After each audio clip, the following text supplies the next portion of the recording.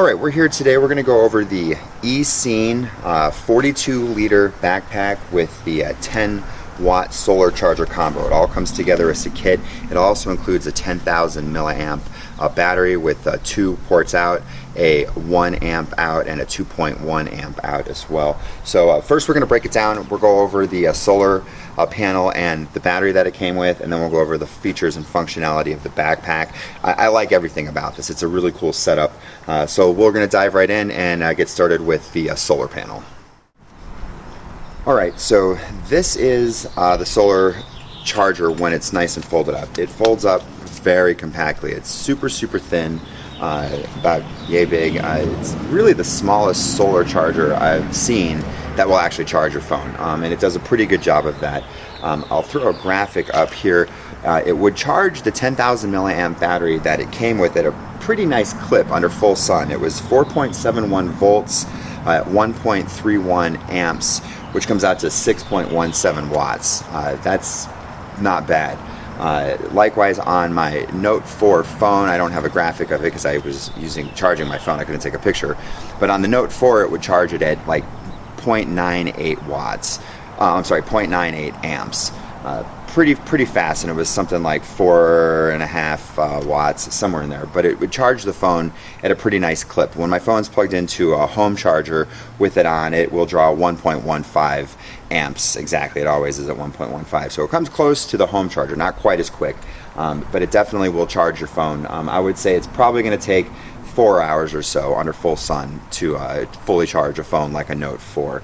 In order to charge the 10,000 milliamp battery from dead all the way through to full, you're going to need 2 full days of sun to do it, but it will do it, and it will definitely keep your phones topped off while you're out in the field. It unfolds into 3 panels like yay. Again, they're really thin. These are monocrystalline display or panels, which means they are flexible, so you don't have to worry about dropping this and having the displays crack, which is problematic with some portable solar chargers which have the glass type displays.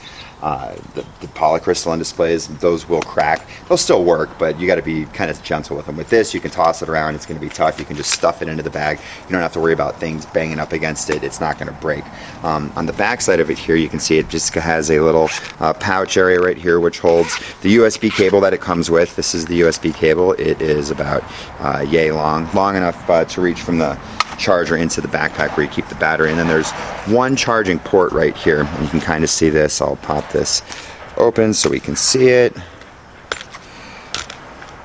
If I can get it out, it does stick in kind of nice. So there's the charging port right here. So it's a single regular old USB port. It does have this like rubber gasket cover, which should provide a pretty good degree of protection against the elements like water. If you are using this, I would recommend to have this side down. I'm sorry, other way around. Yeah, that's right. This side down so that port is on the bottom. Even that way the rain's going to come off this way and it's not going to drip inside of it. But it does feel like to me like this makes a very watertight seal. So that's that with the solar panel. It's a great panel. Again, it's definitely by far the smallest panel that I've ever seen that it works right there. And then we've got the battery that it comes with. Oh, and I do need to mention that it does come with the 4 carabiners like yay to attach it to the bag. Okay, and then this is the battery. It's just a standard 10,000 milliamp battery. On the back side here, you can kind of see it's got your 5 volt 1 amp out, 5 volt 2 amp out, and then in at 5 volts, and right there it's just 2 full-size USB ports and a micro USB to charge it. The battery works great. It is true to capacity. I've actually have a couple of these batteries from eScene that came with different solar chargers, and they've all worked great. It's an excellent battery. It too is pretty water resistant once you kind of get the rubbery gaskety part in there, and you got to really kind of wiggle it and push it to get it to seal, but then it does make a real nice seal along the edge here. So the battery is just fine. Nothing to write home about. 10,000 milliamp batteries are kind of all over the place now, so, but it is a good battery. It's water resistant, and it has a nice kind of grippy feel to it. It's not glossy, it's not going to scratch easy, it's going to look good, and it feels nice in the hand.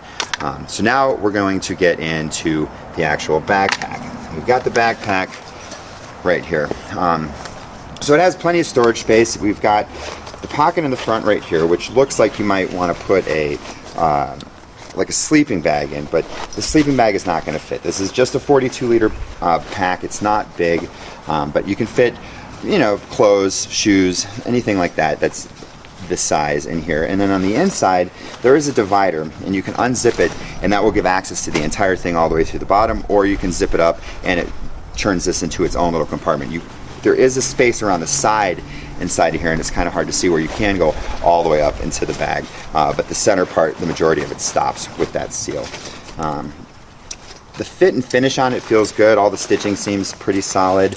On the front, this is where you're going to actually store your battery right here. So it's this front zipper right here, just goes in like yay. Actually can hold a ton of stuff. I keep a couple of batteries in here, USB cables, just all my little electronic knickknacks go in here, and they fit just fine. On the sides, you're going to have your water bottle pouches. There is an additional, I got a little pocket knife action here, I forgot was there. There are pockets on either side here, and these are pretty big pockets as well. They really go down in there deep. I'll see if we can, I mean, you know, it's good fist size, plus all the way up in here you're going to be able to fit an Nalgene bottle at least on both sides, because it does have the exact same pocket over here, and then just a standard, you know, one huge compartment inside of here, and then there is a water bladder sleeve right here, and it does have a nice little Velcro hook to go ahead and cinch up that water bladder so that it doesn't slouch inside. And then right through here is where your water tubes are going to go out, and it can go out left or right, and it does come with a clip for the drinking tube on the right side, which you could switch over to the left if you'd prefer. One thing that really kind of set this apart for me was this suspension system that it has. It's really unique, and I've never quite seen anything like it. First, the padding is all thick and nice, especially around the waist. There is one waist pocket. There is nothing on the other waist strap.